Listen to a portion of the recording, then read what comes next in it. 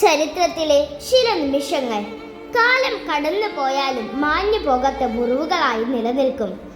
അവയെ ഓർക്കുമ്പോൾ ഹൃദയം ഭാരപ്പെടുകയും മനസ്സിൽ ഒരു നിശബ്ദ വേദന നിറയുകയും ചെയ്യും.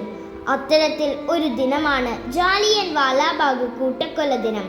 1919 ഏപ്രിൽ 13. ഒരു സാധാരണ ദിനമായിരിക്കേണ്ട സമയം നിരപരാധികളുടെ രക്തം കൊണ്ട് ചുവന്ന ഒരു ദുഃഖ ദിനമായി മാറി. അവിടെ ഒത്തുകൂടിയവർക്ക് അറിയില്ലായിരുന്നു അത് അവരുടെ ജീവിതത്തിലെ അവസാന നിമിഷങ്ങളായിരിക്കുമെന്ന്. ഒരു നിമിഷം കൊണ്ട് അവരുടെ സ്വപ്നങ്ങളും പ്രതീക്ഷകളും തകർന്നു വീണു. ഈ സംഭവം നമ്മെ വെറും ചരിത്രം പഠിപ്പിക്കുന്നതല്ല, മനുഷ്യ ജീവിതത്തിന്റെ വിലയും സ്വാതന്ത്ര്യത്തിന്റെ മഹത്വവും ആഴത്തിൽ മനസ്സിലാക്കാൻ നമ്മെ നിർബന്ധിതരാക്കുന്നു. രക്തത്തിൽ എഴുതപ്പെട്ട ഈ ചരിത്രം ഓർമ്മകളിലൂടെ ഇന്നും നമ്മോട് സംസാരിക്കുന്നു.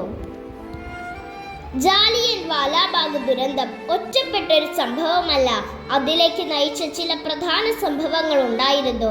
അവ മനസ്സിലാക്കുമ്പോൾ ആ ദിനത്തിന്റെ വേദന കൂടുതൽ ആഴത്തിലറിയാം.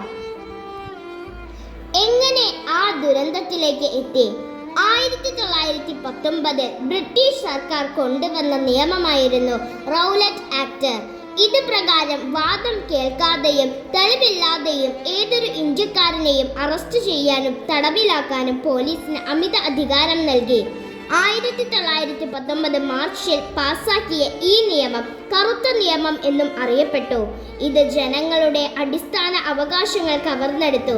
ഇതിനെതിരെ രാജ്യത്താകെ വലിയ പ്രതിഷേധം പൊട്ടിപ്പുറപ്പെട്ടു. ജനങ്ങൾക്ക് പ്രചോദനമായിരുന്ന നേതാക്കളെ അപ്രതീക്ഷിതമായി ബ്രിട്ടീഷ് അധികാരികൾ അറസ്റ്റ് ചെയ്തത് അമൃത്സറിൽ ശക്തമായ പ്രതിഷേധത്തിന് ഇടയാക്കി.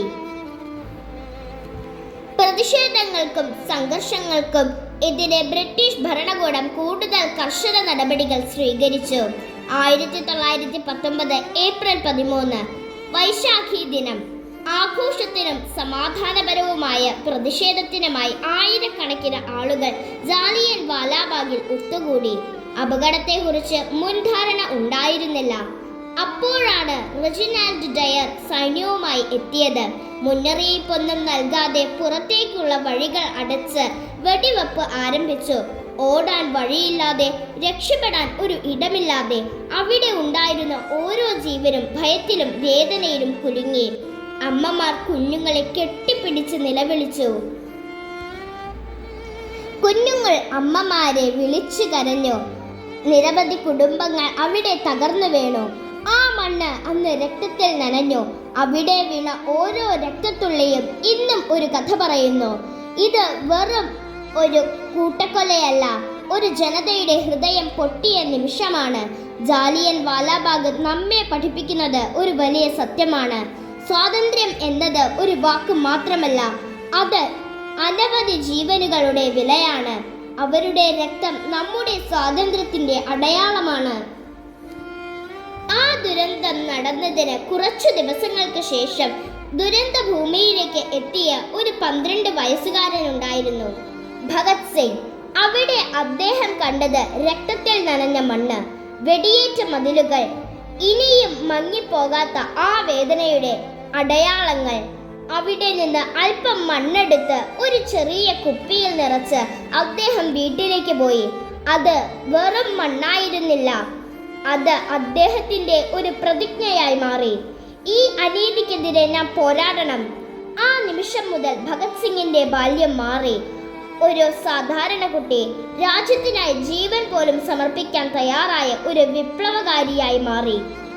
ഇന്ന് നമ്മൾ സ്വതന്ത്രമായി ജീവിക്കുമ്പോൾ ആ സ്വാതന്ത്ര്യത്തിന് പിന്നിലെ വേദനയും ത്യാഗവും നാം മറക്കരുത്. ഓർമ്മകൾ മായാതിരിക്കട്ടെ. അവരുടെ ത്യാഗം നിത്യമായി നമ്മുടെ ഹൃദയത്തിൽ നിലനിൽക്കട്ടെ. ആ മഹാദുരന്തത്തിൽ ജീവൻ പൊലിഞ്ഞവരുടെ ഓർമ്മകൾക്ക് മുന്നിൽ എൻ്റെ ശതകോടി പ്രണാമങ്ങൾ. നിങ്ങളുടെ ത്യാഗം ഞങ്ങളുടെ ശ്വാസത്തിൽ ജീവിക്കുന്നു. ओ माई तेरी मिट्टी बुलाए तो ये दुनिया छोड़ के आ जाए, तू जो आवाज लगाए तो तिरंगा